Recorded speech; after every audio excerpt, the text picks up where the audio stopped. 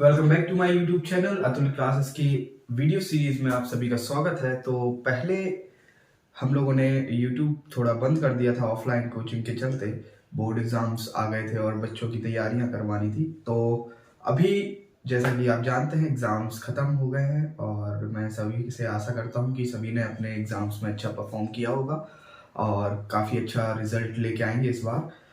तो अभी हमारे पास टाइम है, पर्याप्त टाइम है जब हम हमारी यूट्यूब वीडियोस और ये सीरीज चालू कर सकते हैं और आपको detail by detail video descriptions या कंटेंट बनाकर हम आपको प्रोवाइड करेंगे। तो चलिए शुरू करते हैं हमारी वीडियो सीरीज की पहली वीडियो, जिसमें हम पढ़ने वाले हैं क्लास 9 का the fundamental unit of life, cell के बारे में। तो what is cell? First of all there is a question arises कि सेल है क्या। Cell is a fundamental unit of life, ये बहुत ही जरूरी यूनिट है and are all the animals and plants are made up of cells. Cell को fundamental unit क्यों बोला जाता है, इसके पीछे भी एक वजह है। क्योंकि कोई भी एक लिविंग ऑर्गेनिज्म को हम अगर देखें तो उसमें हमें दो बेसिक चीजें दिखेंगी। सबसे पहली चीज फंक्शनिंग, मींस कोई भी लिविंग ऑर्गेनिज्म तब ही एक लिविंग ऑर्गेनिज्म कहलाएगा जब उसके बॉडी के अंदर कोई मेटाबॉलिक एक्टिविटीज या हम कह सकते हैं कि फंक्शनिंग हो रही हो।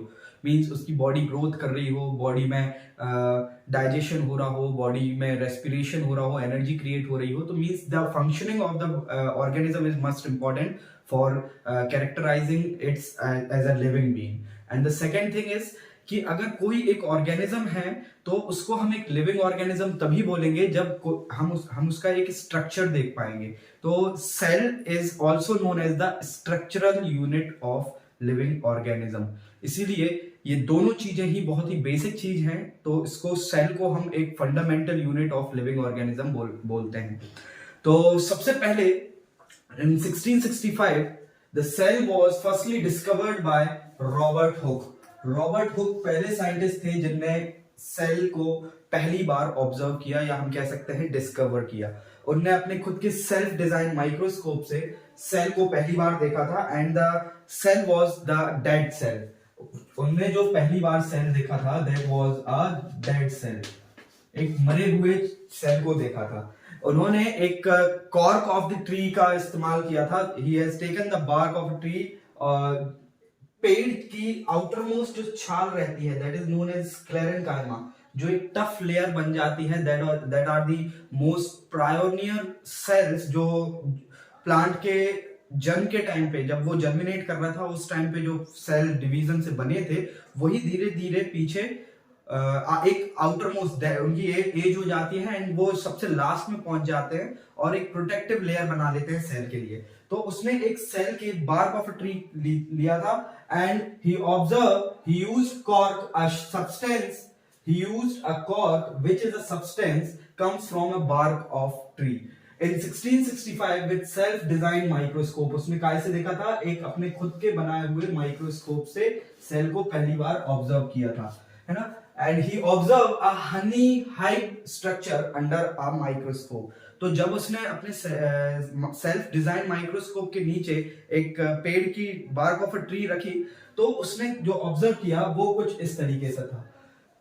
एक हनी का जो हम कह सकते हैं मधुमक्खी का जो छितन्ना रहता है उसके जैसा एक स्ट्रक्चर देखा जिसमें उसको छोटे छोटे क्लोज रूम टाइप के ऑब्जेक्ट्स या हम कह सकते हैं फिगर उसने ऑब्जर्व किया।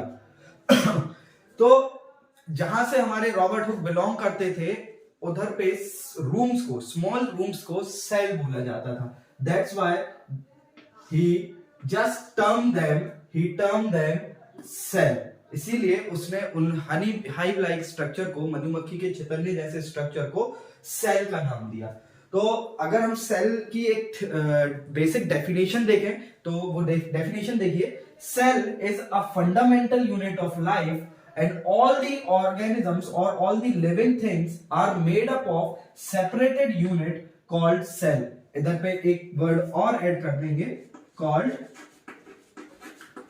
cell which are structural जो सेल है, अभी जैसे मैंने बताया कि why it is known as structural and why it is known as functional unit of life, because it provides a structure to any living organism. किसी living organism को एक structure provide करता है, and a cell in itself a complete organism. वो अपने आप में ही एक पूरा complete ऑर्गेनिज्म है, कंप्लीट यूनिट है जो अपने खुद के स्तर पर फंक्शनिंग परफॉर्म करता रहता है। हर एक सेल अपना रेस्पिरेशन करेगा, एक्सक्रीशन करेगा, जो भी वेस्ट पार्ट रहेगा उसको निकालेगा, एंड डाइजेशन करेगा, ट्रांसपोर्टेशन करेगा, यहाँ से वहां मटेरियल सप्लाई करेगा। एंड वी कैन से इसको कंबाइंडली बोला जाए तो a cell can perform all the metabolic activities by itself. That's why it is known as functional unit of life.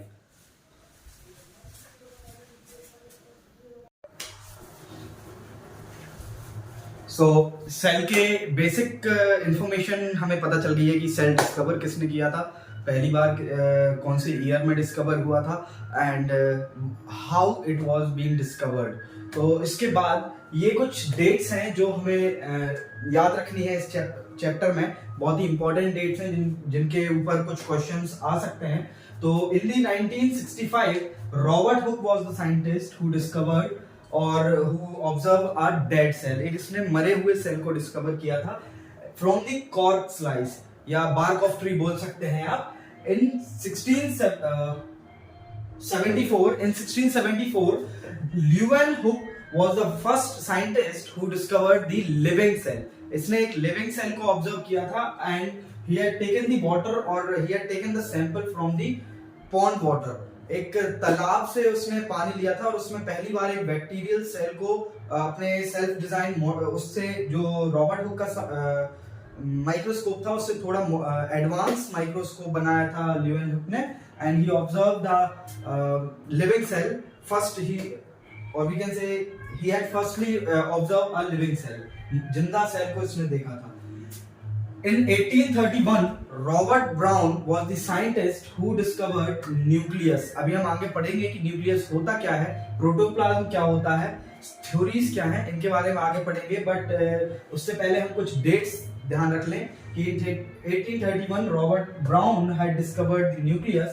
In 1838 Schleiden, अभी ये तो हमें सबको पता है कि all the living organisms are made up of cell, लेकिन ये बताया किसने था, ये पहली बार देखा किसने था कि सारे ऑर्गेनिजम्स जो हैं वो सेल से मिलकर ही बनते हैं। इन 1830 तो 1831 में रॉबर्ट ब्राउन ने न्यूक्लियस डिस्कवर किया। फिर उसी के बाद हमारे दो साइंटिस्ट रहे जो कि एक बॉटनिस्ट थे एंड दूसरे वन जो थे वो एक जूलॉजिस्ट थे। पहले थे हमारे स्क्लेडन, जिन्होंने 1831 में बोला कि all these plants are made up of cell और either the cell products, and in 1839 में शॉन ने बोला कि जो जितने भी एनिमल्स हैं वो भी एक सेल से मिलके बनते हैं।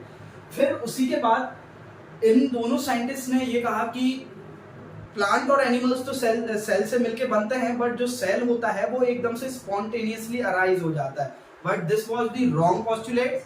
और उसी के बाद 1855 में रुडोल्फ वर्चाओ ने उसी सेल थ्योरी को एक्सपांड करते हुए कहा कि हाँ, प्लांट्स और एनिमल्स तो all the living creatures are made up of cell, but the cell arises from the pre existing cell.